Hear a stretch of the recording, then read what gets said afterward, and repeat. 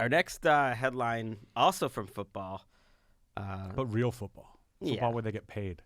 Yeah, I mean college football. They don't have a real contract. The owners can break it anytime. It's kind of it's a little bit like slavery, but not as much as college football. It's like, all right, college football fans, like grow up, Peter Pan. Why don't you watch the best of the best, who advance to the other league and aren't some kind of shady slave labor, as Anthony pointed out. I would rather here. watch the best of the best than any football game. If you've ever seen the movie The Best of the Best with Eric Roberts and James Earl Jones as the coach of America's Taekwondo team, I shit you not, it's one of the best movies ever. Also, Chris Penn. Chris Penn is in it.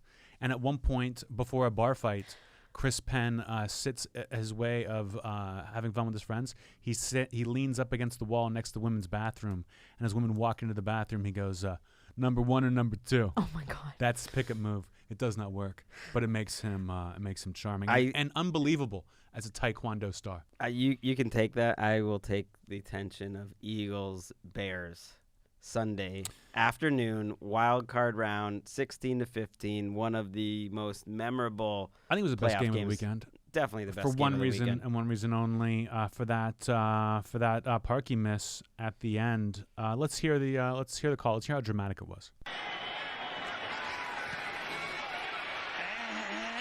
He hits the upright again. That's impossible. All right, that's Al Michaels. Not exactly a "Do you believe in miracles? Yes" kind of thing, but Al Michaels did his best on there. Let's just hear.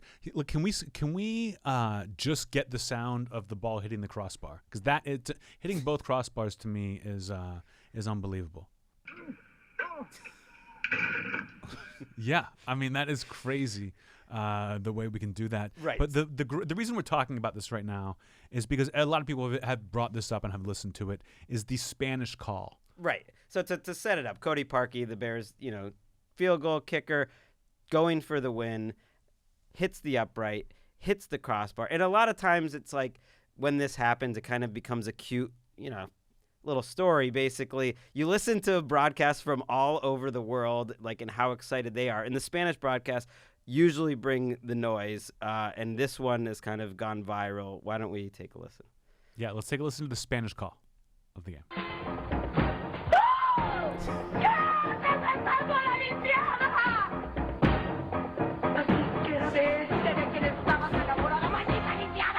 That was a Spanish call, which is so much better than Al Michaels. I don't know if you know this. In Mexico, both announcers for both teams are in the booth. So you've got someone really excited and someone really upset at the same time, kind of going back and forth. But that, to me, that's so much better. Right. Than, it kind of captures the emotion, the drama, the tragedy, really, in that moment. Mm-hmm. In the city of Chicago.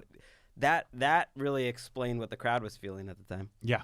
It really threw you all the emotions there. That Spanish call. I understand why it went as wide as it did. So when a play like this happens, it's almost bigger than just football. Everyone's interested in the reaction to it, and one of the reactions that got a lot of attention after the game was actually from Kobe Bryant, who, in his new role as life coach and motivator for athletes everywhere, decided to make a statement immediately after Cody Parkey's kick. I'm going to read it to you, Anthony. He said, "We've all been here, Cody, but if you want to win back the city, you got to get back in the lab and have a historic season next year to bury this one. I'm happy for my Eagles Nation, but as a fellow pro athlete, you got to grind harder and double down. Hashtag no excuses. Hashtag JGSD. Just get shit done." What does he mean we've all been here?